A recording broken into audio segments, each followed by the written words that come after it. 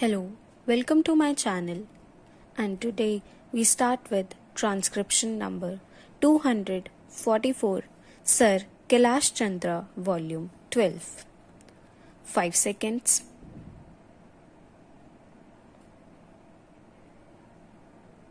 Mr. Speaker, Sir, this proposal in a way continues the tax rationalization program that was started by my party in 2004, carried forward in 2006, and further reinforced after we came back to power in 2008. The present tax structure has also been brought down to a level which I regard as realistic and entirely appropriate. I hope this measure will have a salutary effect on our tax culture and will induce the maximum number of taxpayers to come forward and voluntarily declare their true incomes.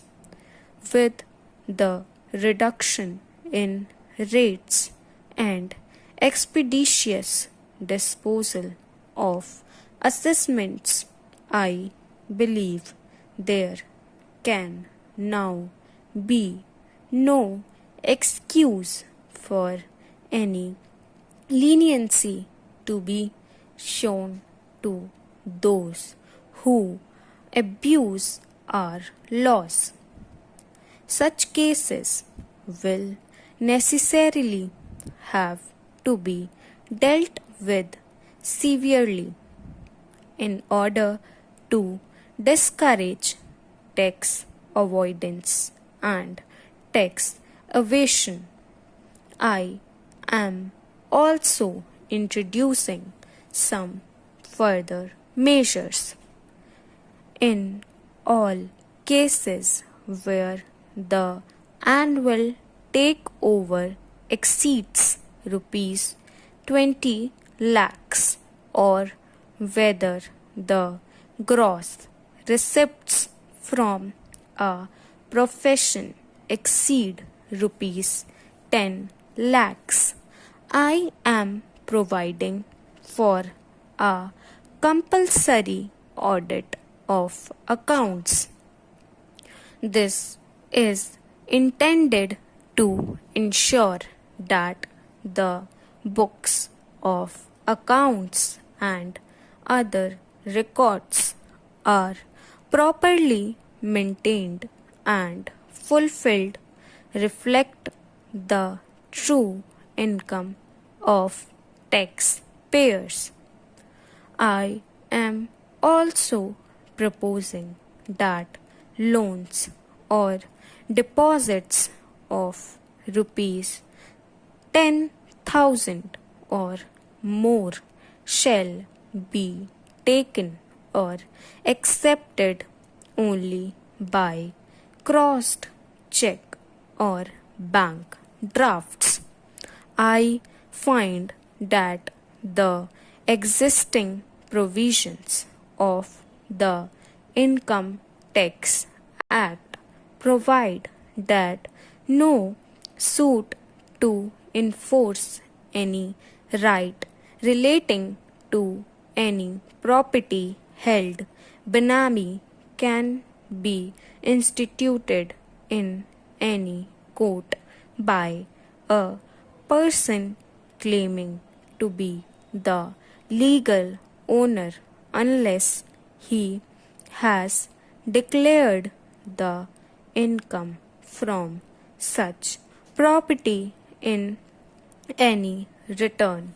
If income or the value of such property in any return of net wealth or furnished a notice in this behalf in the prescribed form to the income tax officer.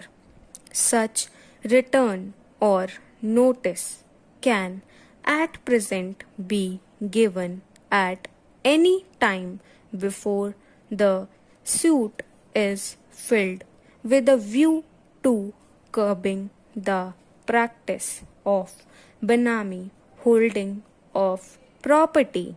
I am proposing that it will henceforth be obligatory in all cases to give notice to the Commissioner of Income Tax in the prescribed form within 1 year of the acquisition of the property. This amendment will enable the department to initiate appropriate actions in respect of such benami acquisition of property. Having dealt with the non-corporate sector, I now turn my attention to the corporate sector. The tax rates for this sector are not being charged. I am, however, providing one facility. Last year, while raising the surcharge payable by companies from 2.5% to 5%, I had given companies the option to make deposits of the additional surcharge with the Industrial Development Bank of India.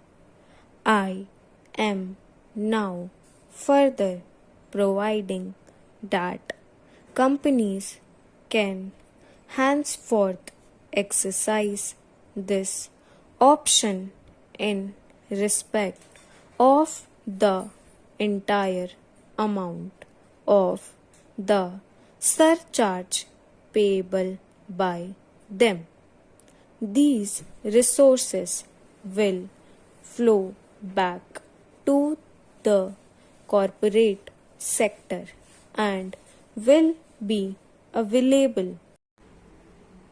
In the earlier part of my speech, I have already referred to the decision to reduce the interest rates on loans up to rupees 2 crores being extended by IDBI under the soft loan scheme.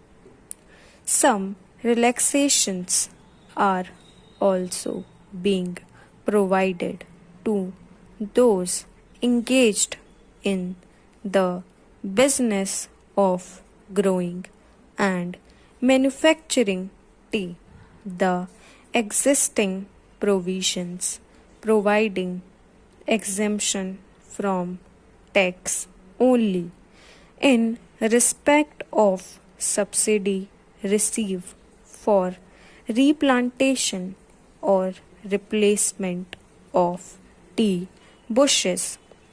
I am extending this tax exemption to cover subsidy received for other approved schemes relating to rejuvenation and consolidation of areas.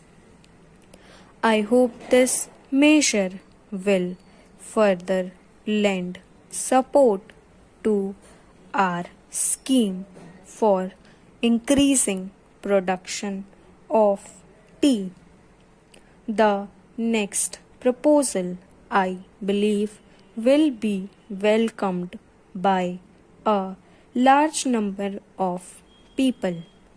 Investors presently can receive dividends and interest on debentures without deduction of tax at source if they furnish an exemption certificate from the income tax officer or alternatively file a declaration to the effect that their income for the year is below the exemption limit to reduce paperwork and avoid inconvenience to small investors. I propose to provide that widely held companies may henceforth pay interest on debentures and dividend income up to rupees 1000 without deduction of tax at source, provided that the payment is made by an account payee check or bank draft.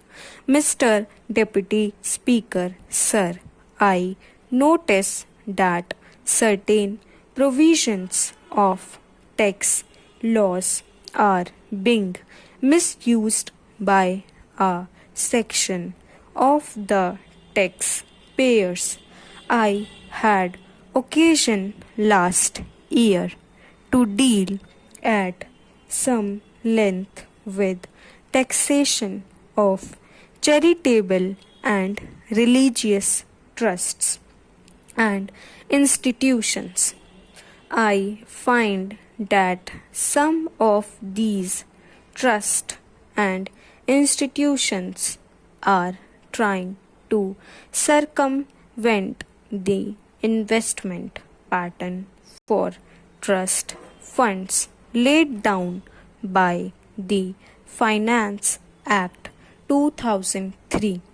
It is necessary to ensure that all such trusts and institutions strictly conform to the prescribed investment pattern.